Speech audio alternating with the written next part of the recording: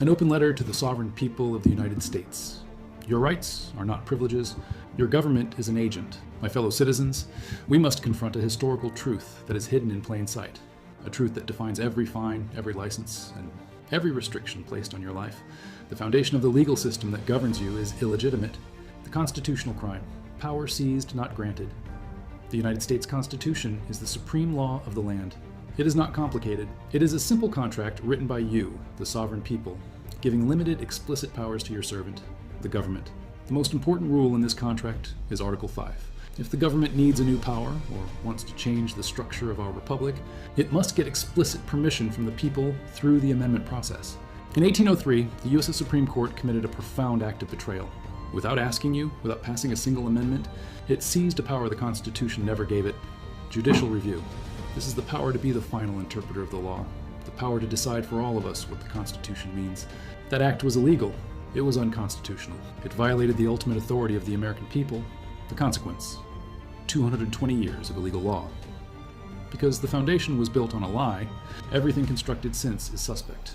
The power is void. The courts had no constitutional authority to seize this power. Therefore, every single doctrine and precedent established after 1803 is built on a void, illegal foundation. The lie of permission. When the government demands you get a license, pay a fee, or obey a specific regulation, it is relying on these void doctrines. It is illegally treating your absolute rights as conditional privileges that you must beg for. The truth, because your consent was never given through Article 5.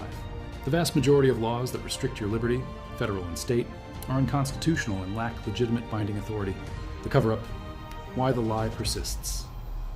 Why has this breach lasted for 220 years? Because a powerful, self-protecting institution is dedicated to keeping the truth hidden, the legal system itself. The judges, the prosecutors, and the institutions they oversee, including the Bar Association, are functionally complicit. In maintaining the fiction, the Bar's goal, the Bar Association acts as the powerful gatekeeper. It forces lawyers to swear allegiance to the system of precedent, the judge-made rules, rather than the text, the people's law. By sanctioning or disbarring any lawyer who dares to challenge the structural legitimacy of the courts, the bar ensures that the truth never successfully reaches the courtroom. The system's motivation: this is not just about power, it is also about money. The system of complexity, licensing, and regulation sustains the entire legal industry. The more confusion, the more litigation, and the more fees are required to navigate the system, all based on laws that were never constitutional from the beginning. The call to action. Reclaim your sovereignty. We must stop accepting the lie. We must stop asking for permission to exercise the rights that are already ours. The fact is simple. No doctrine or ruling made by a court can override the clear text of the Constitution. And no law can protect